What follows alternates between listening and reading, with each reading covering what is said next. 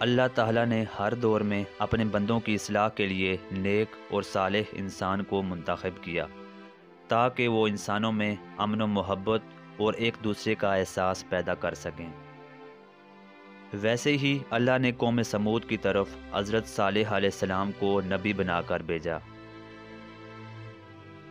حضرت صالح علیہ السلام نے جب تبلیغ کا آغاز کیا تو ان کی قوم ان پر ہنسنے لگی اور کہنے لگی کہ اگر تم سچے ہو تو اس پہاڑ سے اونٹنی نکال کر دکھاؤ جو کہ سارے شہر کو دودھ پلائے۔ حضرت صالح علیہ السلام نے اللہ تعالیٰ سے دعا کی کہ ہے اللہ تو اس پہاڑ سے ان کو اونٹنی نکال کر دکھا دے، ہو سکتا ہے کہ یہ لوگ یہ معجزہ دیکھنے کے بعد ایمان لے آئیں اور گناہوں سے باز آ جائیں۔ اسی وقت اللہ کے حکم سے پہاڑ سے ایک اونٹنی اپنے بچے کو ساتھ لے کر ان کے سامنے آ گئی۔ حضرت صالح علیہ السلام اپنی قوم سے فرمانے لگے کہ جس طرح اللہ نے ایک پہاڑ سے اونٹنی کو پیدا کیا، اسی طرح اللہ نے پوری کائنات کو بھی پیدا کیا ہے، تو بتوں کی پوجا کرنے اور آگ کی پوجا کرنے کے بجائے اپنے حقیقی رب کی عبادت کرو۔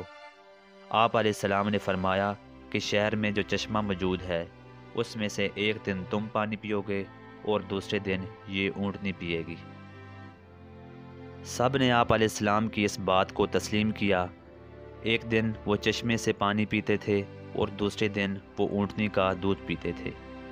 شیطان نے ان کو بھٹکانے کی ہر ممکن کوشش کی اور کہا کہ اس چشمے پر صرف قوم سمود کا ہی حق ہے، اس اونٹنی کا کوئی حق نہیں ہے۔ ایک شخص کو لالچ دے کر اونٹنی کو قتل کرنے کا کہا گیا۔ اس شخص کا نام قطار بن صالب تھا، جو کہ اپنی قوم کا ایک طاقتور اور وحشی شخص تھا۔ اس نے جب اونٹنی کو قتل کرنے کا منصوبہ بنایا تو حضرت صالح علیہ السلام نے ان کو سمجھانے کی ہر ممکن کوشش کی اور فرمایا کہ یہ اونٹنی اللہ کی نشانیوں میں سے ایک نشانی ہے، تم سب اپنے حقیقی رب کی عبادت کرو، بت پرستی سے باز آ جاؤ، نفسانی خواہشات سے مبرہ ہو کر ایک دوسرے کا احساس کرو۔ وہ سب ان باتوں کو مذاق سمجھتے تھے۔ بالآخر ایک دن قطار بن صالب نے بڑی بے رحمی سے اس اونٹنی کو قتل کر دیا۔ پورا شہر اس پر خوشیاں منانے لگا اور کہنے لگے کہ ہے صالح، اگر تیرا رب سچا ہے تو ہم پر عذاب لے آ۔ حضرت صالح علیہ السلام فرمانے لگے کہ 3 دن میں اللہ کا عذاب نازل ہو کر رہے گا، اور جس جگہ پر تم رہتے ہو اسی جگہ پر تم کو تباہ و برباد کر دیا جائے گا۔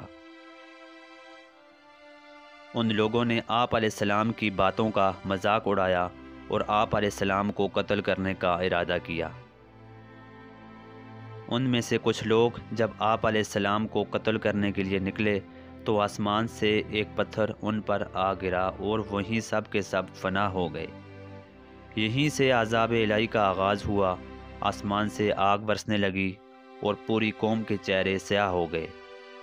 زمین زور سے ہلنے لگی اور وہ تمام لوگ جنہوں نے حضرت صالح علیہ السلام کی باتوں سے انکار کیا تباہ اور برباد ہو گئے، اور یوں اللہ تعالیٰ نے ان ظلم کرنے والوں کو زمین میں دفنا دیا۔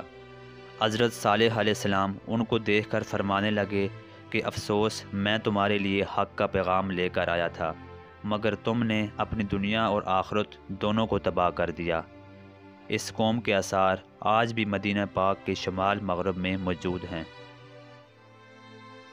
حضرت صالح علیہ السلام اپنے ایمان لانے والوں کے ساتھ فلسطین کے علاقے رملہ کی طرف روانہ ہوئے اور باقی کی زندگی وہیں گزاری، اور پھر وہیں سے دارالفنا سے دارالبقاء کی طرف کوچ کیا۔ اگر آپ کو یہ ویڈیو پسند آئے تو ویڈیو کو لائک کریں اور ہمارے چینل کو سبسکرائب کریں۔ ملتے ہیں آپ سے ایک نئی ویڈیو کے ساتھ، تب تک کے لیے اللہ حافظ۔